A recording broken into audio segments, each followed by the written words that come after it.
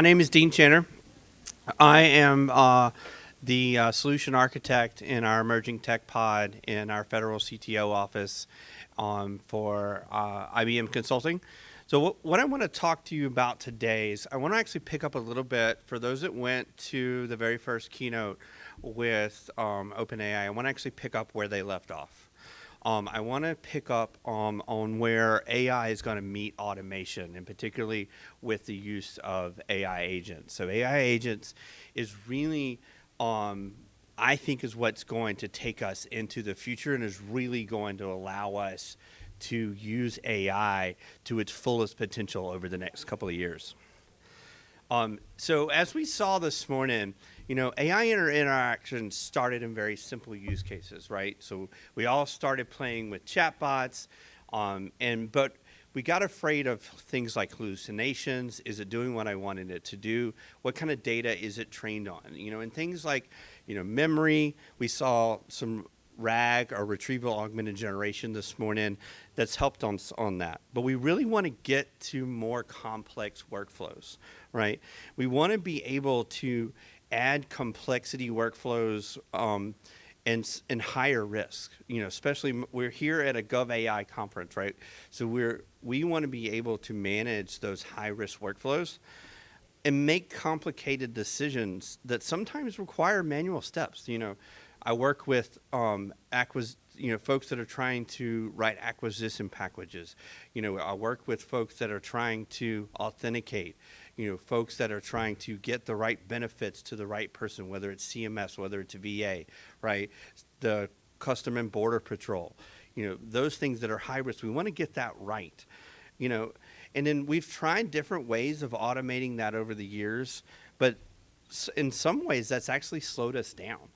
We've tried, and especially when we look at underrepresented demographics, say we try to automate it with using a smartphone. Not everybody, still to this day, not everybody has a smartphone or has access to one. So what can we do to help automate some of these more complex workflows? We can start using AI plus and prepare the next way of AI productivity. Using these AI agents. Gartner said that a third of AI workflows by 2028 is going to use generative AI automation, autonomous agents. And we're going to hit this value creation curve in which, like I said, where we're going to go away from RAG, we're going to go away from fine-tuning into AI automation and eventually to the use of agents, and we're already exploring that today. And the way that works is we actually move AI from fast to slow thinking. So if anybody's familiar with this idea of system 1 versus system 2 thinking, we actually can start to do this with AI and particularly in using AI agents. So we're going to get them to where they're not just call and response using subconscious automatic flows, which can be error prone. We're all afraid of hallucinations, things like that. We want to slow them down. We want them to actually make conscious decisions, and decide on what we want them to do on their own, and make those complex decisions and become more reliable. And so if we look at the AI building blocks of the future, the data, the models, the governance, the assistance, agents actually become one of those building blocks. And that's where I want to focus the rest of our time. So what is an AI agent? So an AI agent then use these large language models, whether it's our Granite models from IBM, whether it's third-party open source models like Llama 3, or Mistral, to make a choice and sequence of actions to take, right? So this morning we saw we actually saw large language models, but every step that it took, the human had to prompt it. Agents, we actually want to get to where they're automated faster through multiple scenarios and taking multiple steps on their own and deciding which path to go down, okay? So we can actually offload, these rules-based decisions and leaving more room for creative thinking, right? So how many folks here, have a workforce where you've got workers that are doing very repetitive tasks. So we can actually offload some of that to these AI agents. And instead of them it's almost like them trying to write a research paper from start to finish without ever hitting the backspace key or without ever stopping. We actually want our agents, we want our AI to start to revise and to think and to research and to go through different steps as it's doing its job so that it can continue to allow for more creative thinking offload into different areas and allow for our workforce to do what it does best, which is to think in a more slow fashion. So this is when we get to agents, and this is what happens. This is where AI now meets automation. So we get things like autonomous action, plus the human control in the loop. Now, we're never going to leave the human completely out. So we'll allow them to be automated and autonomous to a point, right? We're not going to go allow an agent to go spend money unless we tell it that it's okay. We're not going to go allow it to fire the nukes, right? Things like that, But where it's safe and where it's okay, we want them to be autonomous. We want them to make decisions. And we actually want them to have memory. So they're going to learn things about you as they interact with you. So what are your preferences? What decisions have you made before? They're going to react to the environment. We can actually build them to where they have productivity on their own as well. So we can actually give them tools. We can actually give them access to APIs, to the web, to make calls, so that they're doing some of that work on their own. So it's not just writing, it's not just text. We can actually allow them to go do different things on their own, and they can actually also be social. So we can actually allow these agents to talk to each other. So maybe we've got a couple of agents that are working on a coding project. So we've got an agent that's really good at writing code. We've got another agent that's really good at testing code. And then maybe we've got an agent that has a persona of a product manager. And so they're all talking together to get that project done. Now, I will tell you that I've actually set that up once before, and they all ended up just telling each other what to do. So we've got some. We're not quite there yet. We can't build a software team out of AI, but I think in the next couple of years we might be very, very close. It is kind of funny. It was kind of funny when I did that a couple months ago, and that felt like the training data was just a little too real. It felt like some of the software teams that I was on before, where we just were trying. The tester was saying, "Hey dev, write the code," and the dev was saying, "Hey tester, write the test," instead of actually going and doing the work that we needed them to do. Absolutely. Reactivity, I get for request response. Proactivity is also a request response, but it's like a planner executor. Mm-hmm. Okay, so you think about it that way. So objective based, but then any other functions call. So there, it's given a list of functions that it can go call, and the way it calls it is by creating the response in the form of the call itself. And then once it gets the data back, then it can go make another response. So usually the way it goes, so a really good example of that would be, hey, I have a search function. And so I'll go call in a search API with this function call, get that data back, and now I can present the user with that information in plain logic. You differentiate that from like a concept where proactivity is still based on the request, but then it's determining how to fulfill versus autonomous, just fulfilling based on some sort of objective. Correct. So yes, and then also that's where we're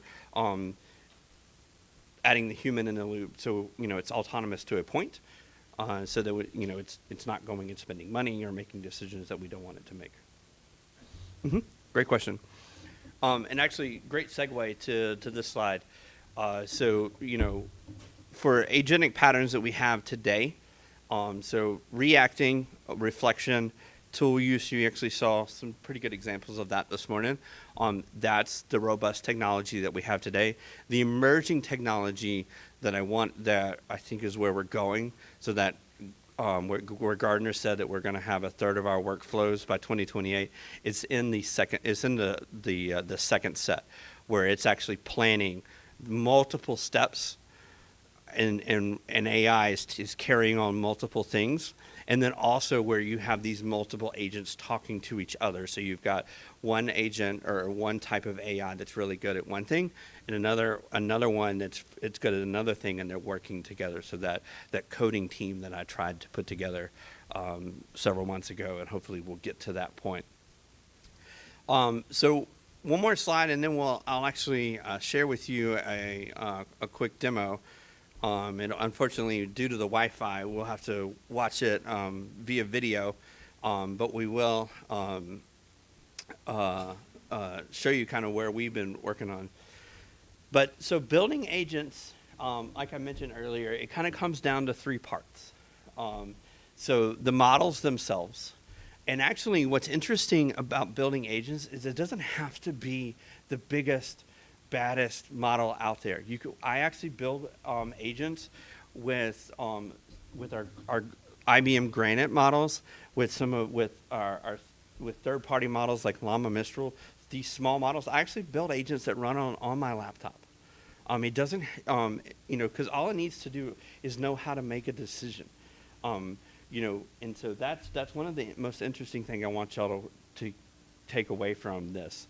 Or it could be a custom model, whether, you put your own custom data in there and run it in things like our watsonx AI platform.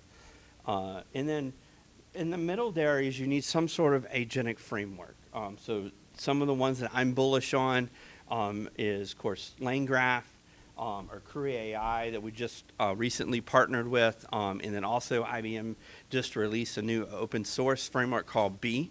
I personally haven't played with it yet, but I've heard really, really good things about it. And then the last thing you need, especially if you are building a web app, you do need AI-ready components. So there's several cool new frameworks coming out.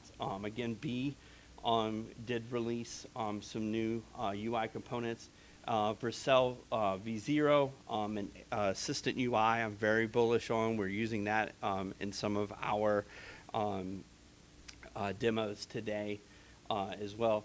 And what's really cool is those frameworks are actually allowing for what we call generative UI. And so that's one of the, back to your question earlier about the them being autonomous. So we can actually allow them to change the different components and what you see on the screen autonomously, right? And so based off of the user request, they can, change how the screen is rendered. Maybe we go from a tool that's allowing you to make a simple change in your schedule, to a tool that is giving you information on a document. And, we don't have to the user doesn't have to click to a different page.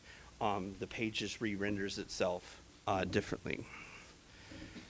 So with that, I want to actually introduce you to Project Mercury, which is one of the things that we've been working on over the last couple of months.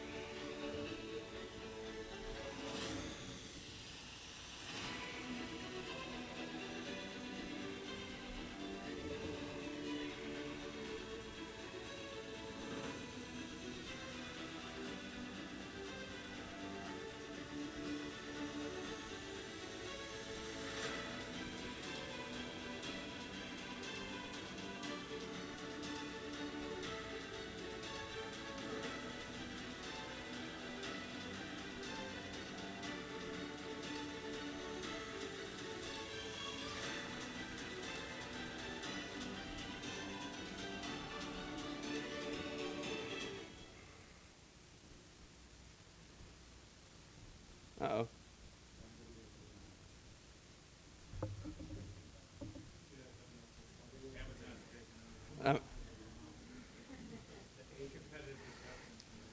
We do.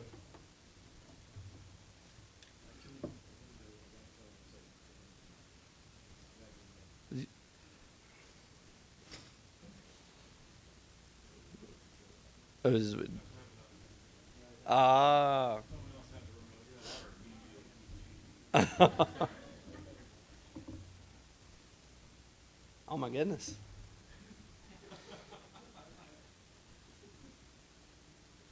Tell us about what you're doing with LangGraph. Okay, sure.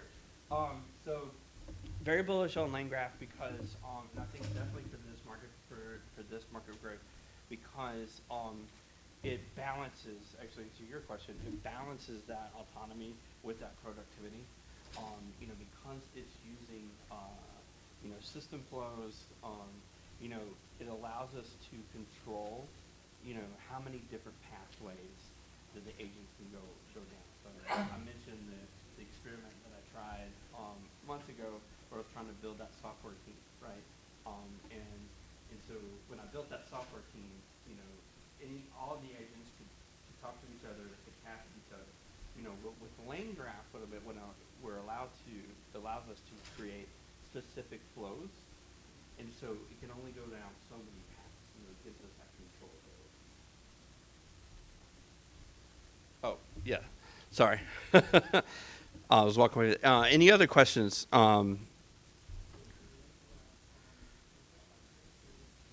So Lane Graph is a one of the sister packages from the Lane Chain group. Yep. So where Lane Chain, the original core product was really around prompting single LLMs. Lane Graph is their multi-agent framework.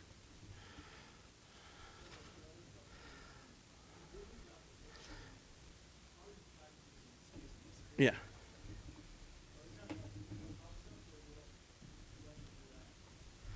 Oh, absolutely. So yeah, no, especially with the new Lane Graph Studio, we can definitely containerize these and create production ready apps. That's why I said, having production ready UI components is very important as you build these apps. And so I think all of the components are definitely there, for sure. What other questions? So for generative UI, you mentioned B, some of the other terms, Vercel, I think. Vercel, yes. So do you have any implementations of that? Yeah, so I wish I could show you. Unfortunately, with the Wi-Fi being the way it is, but so we were actually at the GSA hackathon back in the summer and did a really cool proof of concept for them where we actually took data.gov. And so data.gov is just really just a list of data for those that are familiar with it. You got to go down, basically you can download it and that's about all you could do with it. So what we were actually able to do is show that you can, a way to chat with that data. And so based off of the different prompts, so say, I wanted to, ask for the percentage of a certain thing in the data set, then it might show me a bar chart on the page. Or maybe if I ask something about over time, then I'm going to see a line graph on the page. So it completely changed how it rendered what was on the page. What stack were you using for that? The lane graph and the Vercel V0 stack, yeah, with driven by Watson X as our models. Got it. So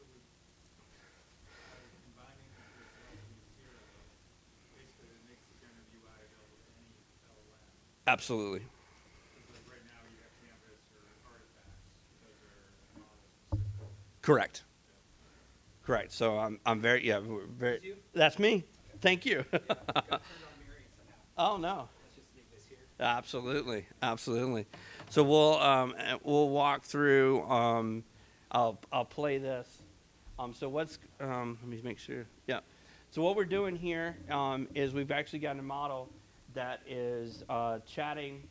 So the user is chatting with the model, And the model is trying to collect different requirements. So it's trying to write a business case. So this is a business case assistant. And notice that the user, it's not just a single call and response. So they're actually having a conversation here. So the model is actually going to decide when it's ready to go to the next step, not the user. And so they're having a conversation. They're talking about the business case that they want to go write. And so eventually then the model decides that it's ready. So, it has a little bit of a conversation. Same thing you might do if you were in a brainstorming conversation with some colleagues. Or same thing you might do if yourself, right? So now it has decided, as it's going through, so, hey, what types of things are we trying to write? So now, see, it has responded. It says, I got it. I understand. And it's going to start working on writing this business case. Are you defining the scope and requirements in the prompt or in the The prompt is in LangGraph. Okay, so that, and then that way you're ensuring So it knows that like slot filling, essentially. exactly. So it knows that its job is to go talk to the user about writing business cases. And if I answered it in my first message, I answered 10 of those questions proactively, it would figure out the 3 that weren't answered and the rest was. Oh, those questions? No, the model actually generated those questions. Those You don't have a standard set. There's no set of questions. Now when we were building this, we played with this enough. The model, because of its training, I could tell you which direction it was going to go, and usually it asked in the neighborhood of 5 to 7 out of the maybe 15 to 20 that I knew the different paths. And so there you go. You saw that it first wrote an introduction, and then based off the introduction, so that's one of the social abilities. So we actually branched it out and allowed it to go write 4 sections in parallel. And so it wrote things like the high-level business case, the business impact, and then it took one more step on its own and summarized the entire document that it wrote into an executive summary. And so now you have a business case that's ready to edit. And the best part about it is that the agent decided in the first step. It took it on its own autonomously to interview you as the user, so that you're not having to think. We literally started the conversation with hello, and now we've got a business case. So has the agent has access to something that validates the user's writing style? It can. This particular demo does not.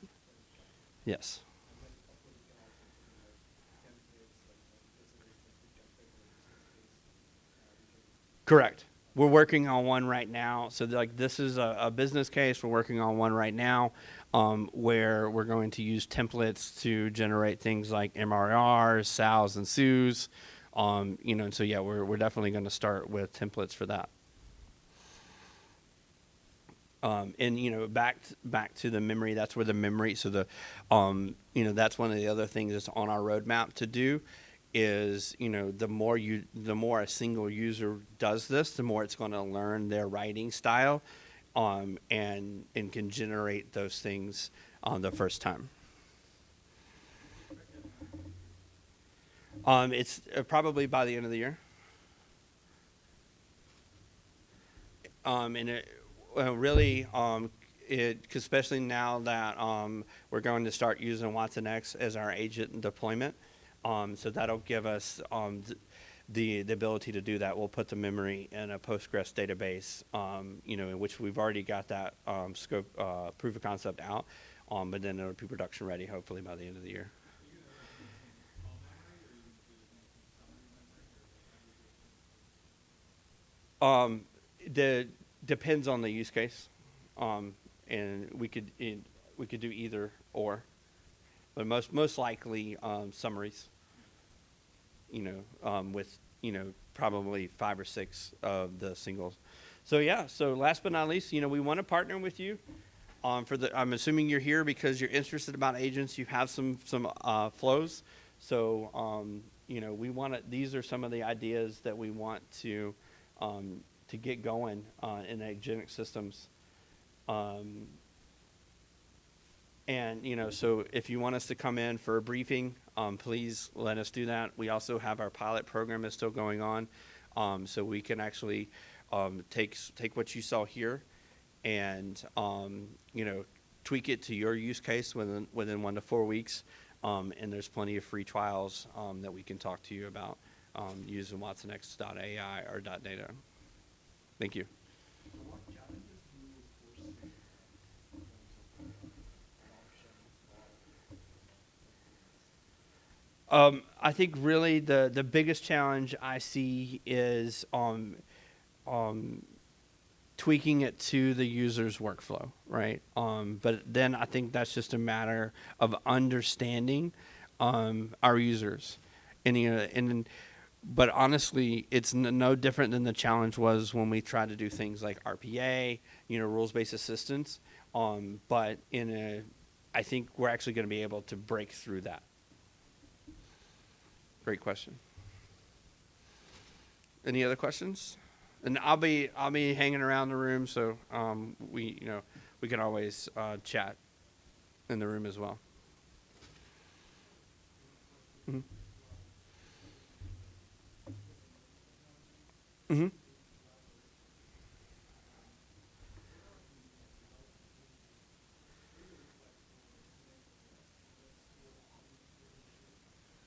No, so that's definitely the tools that I shared earlier. If I can go back, are all ready for multi-agent.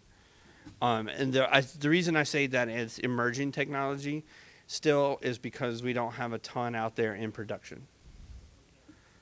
But the developer tools are ready. It's just the use cases are not in production yet.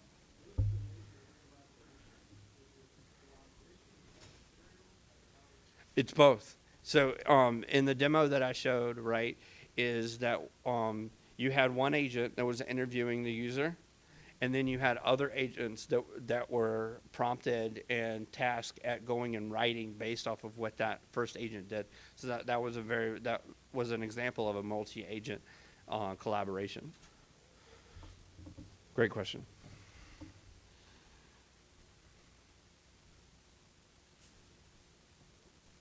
Any other questions?